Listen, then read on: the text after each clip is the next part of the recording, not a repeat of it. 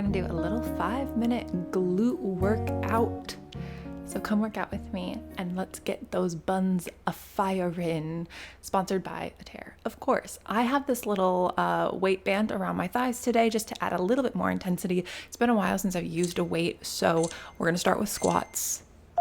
Just with the weight band around if you would like a resistance band. I haven't used it for a while, so I'm using a nice, easy, level green, light band, and we're just gonna do some squats now. You know my favorite correction is to make sure that we are elongating through our core and holding our core, even though we're focused on glutes and the lower body today. We wanna make sure that the rest of our body is in nice coordination and engagement, even when we are not necessarily working out that part of our body. We want to keep it nice and elongated and hold our core to support as we are going up and down, because we want to make sure that we are feeling this in our booty and our outer glutes, not anywhere else. Make sure that those knees are tracking over your second toe, so knees over toes. If not, you might feel a little ickiness in your knees, and we don't want to feel any ickiness in our knees. Congratulations, you have 5 more seconds until we start our next squat series, which is going to be a squat, and then I'll lift the leg to the side. So we're going to go down into this We're going to go into the squat where you're going to feel your quads.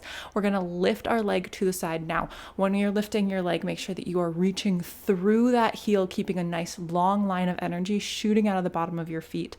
When you are doing this, you might want to put your hands on your hips. We want to make sure that we're not crunching to the side and using our obliques to lift our leg. But we want to make sure that we're keeping our spines nice and long and using only our outer glute to lift.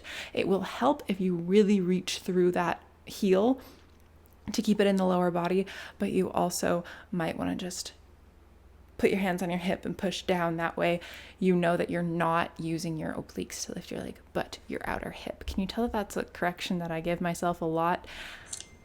Are we feeling the burn yet? Oh, that's good, because now you guys have 10 seconds to shake it out before we're going to go into some back lunges. So I'm facing the side so you can see me. Ready, set, go. We're gonna be stepping back, alternating legs. Make sure that you're stepping far enough back when we go into these lunges that we're in a nice 90-degree angle.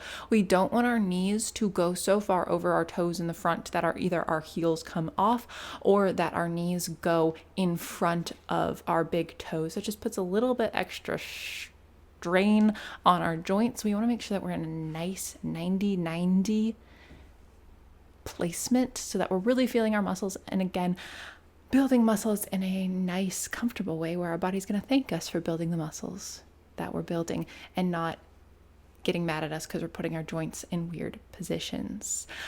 Once again, make sure that you are engaging your core and lifting up out of your head, even as your glutes and legs begin to get sad because they're working. No, they know they're not sad. They're happy. Okay.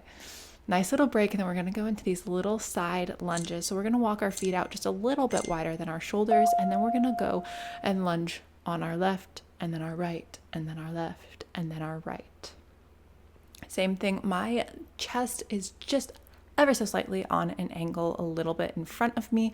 However, I am not sinking into my back. I am lengthening through my head, favorite correction, and through the back of my tailbone, keeping a nice structured position as I'm bouncing back and forth. I am pushing my feet into the ground as I'm pushing away from them. So as my leg is bent and then I'm straightening it, I'm pushing into the ground. And once again, knees over your toes. See woesies. That's what you call them in the biz, in the professional biz. You're almost there. You got 1 second. Seconds are a lot longer when we're working out. Okay, after this little break, we're gonna do these little side dancer squat pulses. So our toes are turned out, probably facing like the front corners of your room. You don't want your toes facing all the way to the side. A nice gentle turnout. We're going to go into this wide squat and just pulse up and down. You should feel this in your thighs. We want to try to get our thigh muscles to be flat in the front. It's not an aesthetic thing, like you want your body to look a certain way, but you know when you engage your quads, the front or your inner thigh gets a little flatter. That's what we're going for. We want our muscles to be flat across the front. Not flat like your hips are open 180 degrees, because not many people's hips will actually do that, but flat as in the front of your muscle is working and is flat, and reach through those arms. You can also add arm circles next time you do this video if you want a little extra challenge, but reach through and pray. And good job, y'all did it. And I will see you guys in the next workout. Bye.